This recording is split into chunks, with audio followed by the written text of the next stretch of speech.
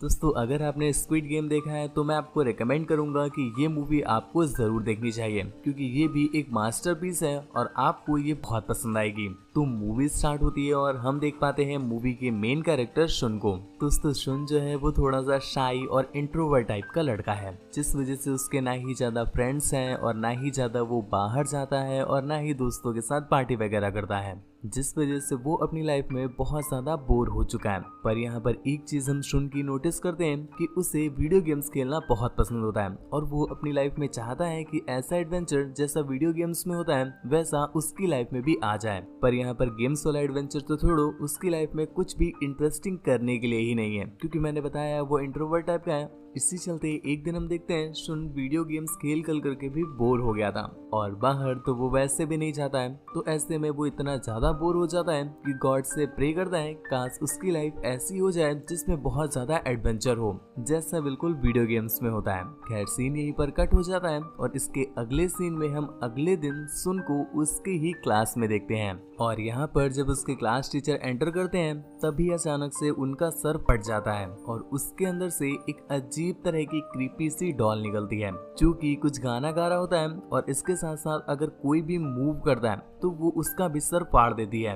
इस वजह से हम देख पाते हैं बहुत सारे स्टूडेंट मारे जाते हैं। यहाँ पर एक चीज हम और नोटिस करते हैं कि वो डॉल गाना गाते गाते एक राउंड लेती है और इस बीच अगर उसे कोई भी मूव हुआ दिखता है तो वो उसे मार देती है। खैर यहीं पर हमें एक स्टूडेंट दिखाया जाता है जो कि उन सभी को बताता है कि वो लोग शायद एक गेम में एंटर कर गए हैं क्योंकि वो जो सामने डॉल है उसका नाम दारुमा डॉल है और जो कोई भी मूव करेगा वो उसे मार देता है। और यहाँ पर उससे रोकने का बस एक ही रास्ता है कि उसके पीछे लगी हुई बटन, अगर उस बटन को प्रेस कर दिया जाए तो दारुमा डॉल हम लोगों को छोड़ देगा। इसके साथ साथ उस पर एक टाइमर भी लगा हुआ था, अगर उस टाइम के अंदर अंदर कुछ नहीं किया गया तो दारुमा डॉल सभी को मार देगा। अब ये बात सुनते ही एक स्टूडेंट बहुत जोरों से दारुमा डॉल की तरफ भागता है पर इतने में ही दारुमा डॉल पलट गया, जिस वजह से वो उसे मूव होता हुआ देख लेता है और उसे जान से ही मार देता है। अपने पास इस तरह से लोगों को मरता हुआ देखकर शुन को बहुत ज्यादा बुरा लगता है क्योंकि उसके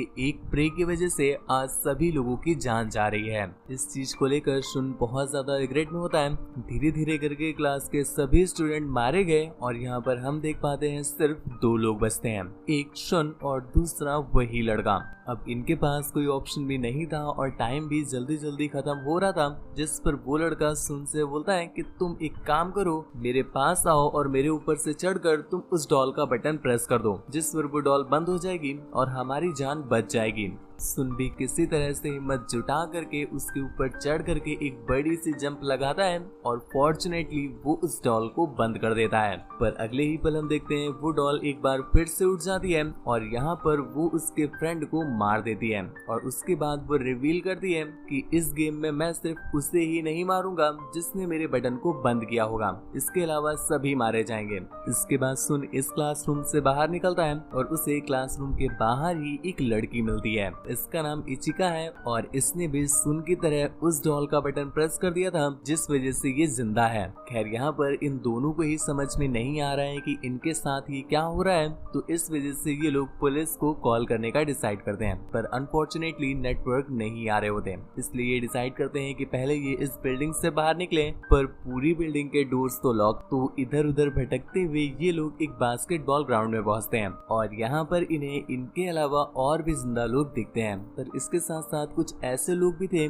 जिन्होंने कुछ माउस जैसी कॉस्ट्यूम पहन रखी थी। खैर ये लोग कुछ समझ पाते या कुछ समझने की कोशिश करते इससे पहले ही वहाँ पर जमीन को फाड़ते हुए एक कैट ऊपर आ जाती है जो कि एक एक करके वहाँ पर स्टूडेंट्स को खाने लगती है। इन लोगों को कुछ भी समझ नहीं आ रहा होता है कि ये लोग इस सिचुएशन को कैसे हैंडल करें, तो ये लोग इधर उधर भागने लगते हैं और भागते ही भागते शुन को एक बेल दिखती है और इतने में ही उसकी नजर पड़ती है उस कैट की नेक पर लगी हुई एक रिंग पर, जिसके थ्रू वो ऐसा गेस करता है कि हो सकता है शायद इस बेल को ही उसकी रिंग में डालना हो और यहाँ पर उस बेल में टाइमर भी दिया हुआ था, मतलब ये टास्क भी इन्हें लिमिटेड टाइम में ही करना है। तो ये चीज देखते ही एक स्टूडेंट उस बेल को उसकी रिंग में डालने की कोशिश करता है पर वो कैट उस बेल को रोक लेती है और न सिर्फ रोकती है बल्कि उसे उल्टा उसकी तरफ ही फेंक कर मारती है, चूंकि इतने ज्यादा वेलोसिटी से थी कि वो बंदा सीधा दीवार में धंस जाता है।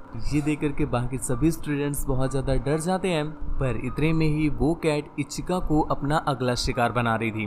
तो सिचुएशन को बिगड़ता देख सुन तुरंत ही उसे बचाने के लिए उसके पास आ जाता है और यहाँ पर हम देख पाते हैं सुन ने माउस की कॉस्ट्यूम पहन रखी है। एक्चुअल में दोस्तों कैट्स को माउस ज्यादा अट्रैक्ट करते हैं और इस वजह से कैट इचिका से डिस्ट्रैक्ट हो भी जाती है। पर इसी बीच सुन नोटिस करता है कि जब से उसने माउस की कॉस्ट्यूम पहनी है तब से उसे उस कैट की आवाज भी सुनाई दे रही है, जिसमें वो ये बोल रही है कि उसकी बैक में इचिंग हो रही है और ये बात सुन सभी को बताता है। जिसके बाद हम देख पाते हैं ये सभी लोग उस कैट की बैक पर चढ़कर उसे अच्छा फील कराते हैं और यहाँ पर उस कैट को रिलैक्सिंग फील हो भी रहा था तो वो इन्हें कुछ भी नहीं कहती। कुछ ही देर में उस कैट को नींद भी आ जाती है और उसकी नींद का फायदा उठा करके ये लोग डिसाइड करते हैं कि अब ये लोग उस बेल को उसकी रिंग में डाल देंगे। पर यहाँ पर इन लोगों की बहस स्टार्ट हो जाती है। एक्चुअल में दोस्तों इन्हें ये लग रहा था कि जैसे उस डॉल के साथ था कि जो उसके बटन को प्रेस करेगा सिर्फ वो ही जिंदा बचेगा, कहीं ऐसा इस कैट के साथ भी तो नहीं है। अगर ऐसा होगा तो कौन सबसे पहले बेल को रिंग करेगा। इस वजह से इन सभी लोगों के बीच बहस होने लगती है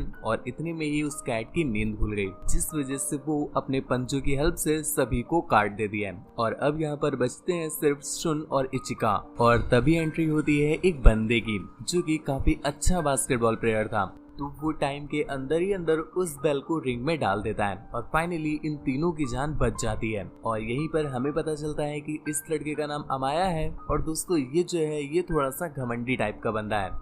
ये उन दोनों से ही ठीक से बात नहीं करता है बल्कि बदतमीजी से बात करता है। खैर इतने में ही वो जो कैट होती है वो एक अजीब तरह का स्मोक रिलीज करती है, जिस वजह से ये सभी बेहोश हो जाते हैं और हमें अगले सीन में दिखाया जाता है पूरी सिटी का सीन। और यहाँ पर हम देख पा रहे हैं कि स्कूल में जो कुछ भी चल रहा है इस बारे में पूरी सिटी को खबर है और वो लोग इस चीज को लेकर परेशान भी बहुत है पर कुछ कर नहीं पा रहे। और यहाँ पर एक चीज हमें और क्लियर होती है कि हमें अभी तक ये लग रहा था कि शुन ने गॉड से प्रे किया था, जिस वजह से ये लोग वीडियो गेम के अंदर चले गए। एक्चुअल में ये लोग किसी भी वीडियो गेम के अंदर नहीं गए बल्कि कोई है जो कि उन्हें ये सारे टास्क दे रहा है। अब वो कौन है इसे कोई भी नहीं जानता। खैर इसके अगले सीन में हम इन्हें देखते हैं एक बड़े से क्यूब में। हालांकि इसके बारे में मीडिया को, लोगों को, सभी को पता होता है और वो लोग कोशिश भी करते हैं उस क्यूब में जाने की, पर कोई भी नहीं जा पाता और उसके अंदर जो भी चल रहा है सिर्फ वो लोग बाहर से ही देख सकते हैं। और यहीं पर नीचे हम एक बैगर को देखते हैं जो कि अपने पास में एक रेडियो खराब सा दिखता है तो वो उसे टच करता है और टच करते ही वो रेडियो वर्क करने लगता है। क्यूब के अंदर हम शुन को देख पाते हैं जिससे अभी अभी होश आया है और वो अपने सामने टाकुमी नाम की एक लड़की को देखता है। दोस्तों टाकुमी को हम आपसे इंट्रोड्यूस करवा दें कि टाकुमी जो है वो सुन की बहुत पुरानी फ्रेंड है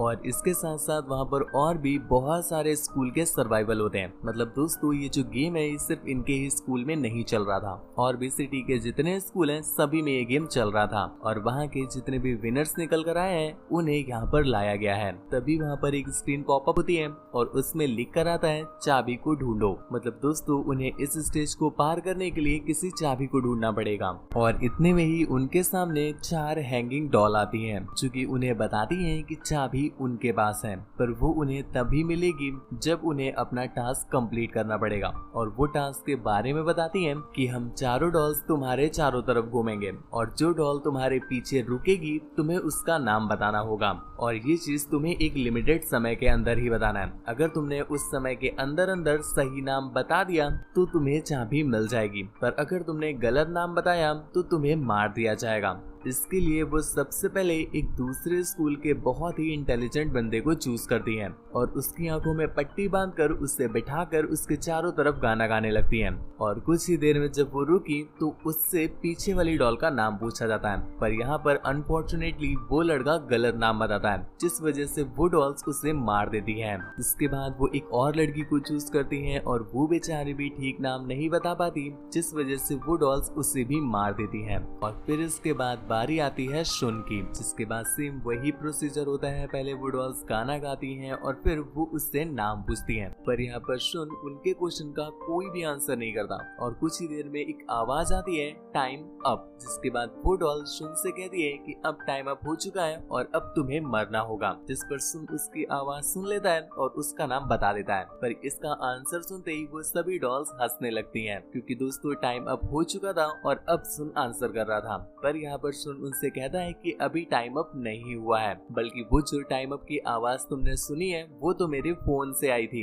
एक्चुअल में इसके पहले जो राउंड चल रहे थे मैंने उस पे इस टाइम अप की आवाज को रिकॉर्ड कर लिया था और अभी मैंने उसे प्ले किया है ताकि मैं तुम लोगों की आवाज सुन सकूं। दोस्तों इस चालाकी की वजह से यहाँ पर शुन की जान बच जाती है और वो जो डॉल होती है वो अपने आप ही खत्म होकर एक चाबी में बदल जाती है। अब उन्हें चाबी मिल चुकी थी, जिसके बाद सुन टाकुमी को लेकर उस रूम से बाहर आ जाता है। पर यहाँ पर बाहर आते ही उसे एक लड़का मिलता है जो कि एक डॉल से भाग रहा होता है। उससे भागता देखकर ये लोग भी भागने लगते हैं, पर पीछे से वो लड़का उनसे कहता है कि भागो मत, बल्कि एक दूसरे का हाथ पकड़ लो, जिस वजह से डॉल खुद ही भाग जाएगी। जिसके बाद ये लोग एक दूसरे का हाथ पकड़ते हैं और वो डॉल वहाँ से भाग जाती है। वहाँ पर एक्सप्लोर करते करते कुछ देर में उसे इचिमा भी मिल जाती है और ये लोग वहाँ से आगे बढ़कर एक और रूम में पहुँचते हैं जहाँ पर 7 चाबियां लगनी थी। इसके साथ साथ वहाँ पर 2 लड़के भी थे जो कि उन्हें बताते हैं कि जो हमें चाबियां मिली हैं अगर हम वहाँ पर इंसर्ट करेंगे तो उससे हम इस डोर के अंदर जा सकते हैं। पर यहाँ पर दोस्तों उनके पास सिर्फ 4 चाबियां ही थी। अब यहाँ पर ये लोग कुछ समझ पाते या कुछ सोचते कि इतने में ही वहाँ पर अमाया भी आ जाता है। दोस्तों यहाँ पर हम देख पाते हैं अमाया बिल्कुल सेल्फिश की तरह एक लड़के की जान को दांव पर लगा करके इस स्टेज तक पहुँचा था और उसने उसकी चाबी भी छीन ली। यहाँ पर पहुँचने के बाद वो उस लड़के को मार देता है, जिसके बाद फाइनली इनके पास अब 7 चाबियां हो चुकी हैं और ये लोग उन 7 कीज को उस होल में इंसर्ट कर देते हैं। उस की को इंटर करते ही एक आवाज उन्हें सुनाई देती है जो कि उसी डॉल के मुंह से आ रही थी, जिसमें वो बोलती है कि सभी लोग अपनी ड्रेसेस को चेंज कर लें और सीन यहीं पर कट हो जाता है। यहीं पर दूसरी तरफ हम सिटी में देख पाते हैं जहाँ पर सभी लोग बहुत ज्यादा परेशान है इस चीज को लेकर के कि वो लोग कुछ भी नहीं कर पा रहे हैं और उधर बच्चे मारे जा रहे हैं। यहीं पर दूसरी तरफ हम उन लोगों को देख पाते हैं जो कि अब एक आईसी एरिया में आ चुके थे और यहाँ पर ये लोग एक्सप्लोर कर ही रहे थे कि तभी इनके सामने एक जायंट सा बेयर आ जाता है और वो उन्हें इस गेम का रूल समझाता है कि इस गेम में उन्हें उसके सवालों का बिल्कुल सही जवाब देना है। अगर किसी ने भी गलत जवाब दिया तो उसकी मौत हो जाएगी।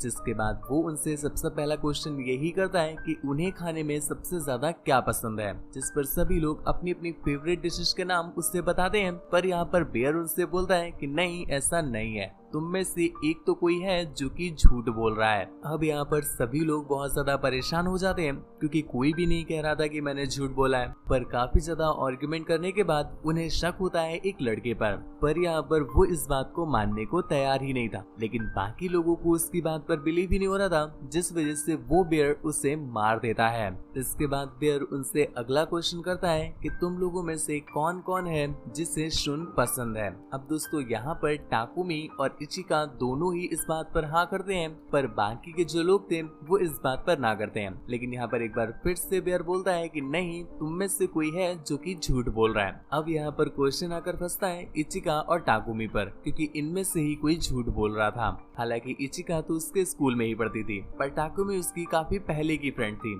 जिस वजह से यहाँ पर थोड़ा सा डाउट होता है टाकुमी पर। लेकिन यहीं पर दूसरी तरफ सुन इस चीज को लेकर काफी ज्यादा परेशान होता है कि ये क्वेश्चंस तो बहुत ज्यादा सिंपल है और ऐसे में कोई इंसान झूठ क्यों बोलना चाहेगा। तो इस पर वो बेयर उनसे कहता है कि मैंने तुम लोगों के बीच में किसी को ऐसे भेजा है जो कि मेरे जैसा है, पर उसने बस तुम लोगों जैसा रूप रखा हुआ है, जो कि जानबूझ करके झूठ बोल रहा है और इन लोगों को मरवा रहा है। अब ये बात सुन करके सभी लोगों का शक टाकुमी पर जाता है, लेकिन शुन अभी भी कंफ्यूज है। जिसके बाद अगले ही पल हम देखते हैं वो बेयर टाकुमी को मार देता है और अनफॉर्चुनेटली यहाँ पर टाकुमी बेयर नहीं थी, क्योंकि दोस्तों उसके मरने पर सच में ब्लड निकल रहा था, जो कि इस चीज को बता रहा था कि वो इंसान है, न कि उस तरह का रोबोट। अब ये जान करके शुन को बहुत ज्यादा बुरा लगता है, पर अगले ही पल उसके माइंड पर कुछ क्लिक होता है और वो चिल्ला करके बोलता है कि यहाँ पर अगर कोई झूठा है तो वो हो तुम, क्योंकि हम सब सच बोल रहे हैं, सिर्फ तुम ही हो जो कि झूठ बोल रहे हो कि हम में से कोई झूठ बोल रहा है, और इस वजह से तुम हमारे बीच मिसअंडरस्टैंडिंग क्रिएट करके हम लोगों को मार रहे हो। उसकी ये बात बोलते ही हम देख पाते हैं वो बेयर अचानक से डार्कर होने लगता है। मतलब दोस्तों शुन ने सही गेस किया था और वो इस लेवल को जीत चुका है। खैर इसके बाद ये लोग पहुंचते हैं अपने अगले लेवल पर और यहाँ पर उन्हें मिलती हैं 3 डॉल्स जो कि उन्हें बताती हैं कि इस बार उन्हें डॉल्स कुछ टास्क नहीं देंगी बल्कि उन्हें ही एक दूसरे को टास्क देना है। दोस्तों बेसिकली ये लोग एक छुपा छुपाई वाला गेम खेलते हैं जिसे हाइड एंड सीक भी कहा जाता है। बस इसका रूल थोड़ा सा डिफरेंट है कि इसमें जो कोई भी डीमन बनेगा, मतलब जिसे हम लोग बोलते हैं जो कोई भी चोर बनेगा, उसे सभी लोगों को ढूंढना होगा और अगर वो सभी लोगों को ढूंढ लेता है और इसके बाद वहाँ पर रखे हुए एक कंटेनर को किक कर देता है तो इस पर वो इस गेम को जीत जाएगा। पर बाकी के जितने लोग हैं वो सभी मारे जाएंगे। लेकिन अगर इन केस ऐसा होता है कि वो डीमन उनमें से किसी एक को नहीं ढूंढ पाता और वो बंदा उस डीमन से पहले ही उस कंटेनर को किक कर देता है तो इस पर वो बंदा मारा जाएगा, पर इस वजह से वो बाकी के सभी लोग बच जाएंगे। मतलब एक तरह से इसे ऐसे कह सकते हैं कि अगर कोई चाहे तो अपने आप को सेक्रीफाइस करके बाकी के लोगों की जान बचा सकता है। जिसके बाद टॉस होता है और यहाँ पर अमाया डीमन बन जाता है तो सभी के सभी लोग छुपने चले जाते हैं और कुछ देर के बाद अमाया उन सभी को ढूंढता है। यहाँ पर 2 लोगों को तो वो पकड़ लेता है और वो उन्हें इतना पीटता है कि वो बिल्कुल भी चलने की हालत में नहीं रहते। जिसके बाद वो उन्हें एक रूम में बंद कर देता है और फिर ढूंढने निकल जाता है शुन और इचिका को। यहाँ पर वो लोग भी ज्यादा देर अमाया से नहीं छुप पाते, पर यहाँ पर इचिका शुन को बचाने के लिए खुद अमाया के सामने आ जाती है। अब यहाँ पर शुन छुपा होता है और अमाया उसे ढूंढने की कोशिश भी नहीं करता क्योंकि उसने ऑलरेडी 3 लोगों को पकड़ लिया था और ऐसे में अगर शुन मिला तो ठीक है और नहीं मिला तो वो किक कर देगा और किक करने की वजह से शुन मारा जाएगा और बाकी के लोग तो बच ही जाएंगे। और अगर मान लो वो किक नहीं भी करता है तो अमाया तो ऑलरेडी विनर है ही। लेकिन दूसरी तरफ हम देख पाते हैं शुन को जिससे बाकी के लोगों की मौत का डर है, जिस वजह से वो ये सोच रहे हैं कि वो जाकर के उस कंटेनर को किक कर दें। कम से कम वो सैक्रिफाइस हो जाएगा, पर इस वजह से बाकी के सभी लोग बच तो जाएंगे। हालांकि यहाँ पर इचिका गेस कर लेती है कि शुन यही सोच रहा होगा तो वो उसे इस चीज को करने से मना करती है। पर अगले ही पल शुन एक अजीब सा कॉस्ट्यूम पहन करके उसके सामने आ जाता है। यहाँ पर अमाया उसके कॉस्ट्यूम का मजाक उड़ाता है और कहता है मुझे पता है कि अगर उस कंटेनर को शुन किक करेगा तो अकेला वो ही मारा जाएगा पर बाकी के सभी लोग बच जाएंगे। लेकिन अमाया चाहता है कि सिर्फ वो ही बचे और बाकी के सभी लोग मारे जाएं। इस वजह से वो ही उस कंटेनर को किक करना चाहता है। इसके लिए वो जोर से भागता भी है, पर यहाँ पर पहले शुन उस कंटेनर को किक कर देता है। इसके बाद सभी लोग बहुत ज्यादा डर जाते हैं क्योंकि अब तो शुन मर जाएगा। लेकिन ऐसे करते करते कुछ सेकंड हो जाते हैं लेकिन फिर भी शुन को कुछ भी नहीं होता। जिसके बाद हम देखते हैं वो डॉल सामने आती है और वो आकर शुन की तारीफ करने लगती हैं। वो बताती हैं कि ऐसा कोई भी रूल नहीं था जिसमें किसी की डेथ होगी, बस यहाँ पर इस चीज को टेस्ट करना था कि एक्चुअल में लोगों को बचाने के लिए कौन कितना ज्यादा एफर्ट डाल सकता है। और यहाँ पर शुन तो खुद को ही सेक्रीफाइस करने तक को राजी हो गया। खैर इसके बाद उन्हें आइसक्रीम दी जाती है और आइसक्रीम खाने पर उसकी जो स्टिक बचती है उसमें विनर्स के नाम लिखे होते हैं, जहाँ पर शुन और अमाया विनर होते हैं। खैर इसी के साथ ये गेम यहीं पर एंड हो जाता है। पर गेम के एंड होने पर विनर्स तो बच जाते हैं लेकिन जितने भी लूजर्स थे वो भी मारे जाते हैं। अब फाइनली उन्हें उस गेम से बाहर लाकर रियल वर्ल्ड में लाया जाता है और सभी लोग बहुत ज्यादा खुश होते हैं क्योंकि शुन और अमाया इस गेम के विनर थे। मतलब उन्होंने वो कर दिखाया जो कोई भी नहीं कर पाया था। हालांकि अमाया इस चीज से बहुत खुश था लेकिन शुन इस चीज को लेकर बहुत परेशान था क्योंकि इस वजह से न जाने कितने निर्दोष लोग मारे गए और इसी वजह से वो गुस्से में बोलता है कि एक्चुअल में भगवान एग्जिस्ट ही नहीं करते। मैंने उनसे ऐसी चीज भी नहीं मांगी थी जिससे लोगों की ही जान चली जाए। इतने में ही एक डॉल उसके सामने आती है जो कि उससे बोलती है कि भगवान कभी भी बुरे नहीं होते और वो जो भी करते हैं उसके पीछे कुछ पर्पस होता है। और यहीं पर हम उसके पीछे उसी बैगर को देख पाते हैं दोस्तों, जिसे भी हम लोगों ने मूवी में देखा था। और यहाँ पर हमें पता चलता है कि एक्चुअल में इस गेम के पीछे यही पर्सन था। मतलब ये जो गेम चल रहा था वो यही पर्सन चला रहा था। शुन को जब ये बात पता चलती है तो उसे बहुत ज्यादा गुस्सा आता है। खैर इसी के साथ तो मूवी यहीं पर एंड हो जाती है, पर हम ऐसा गेस कर सकते हैं कि शायद ये जो बैगर था एक्चुअल में यही भगवान थे और एक बैगर का रूप लेकर ही ये सामने आए थे। खैर ऐसा बस हम गेस कर सकते हैं। आपको क्या लगता है नीचे कमेंट करके जरूर बताइएगा।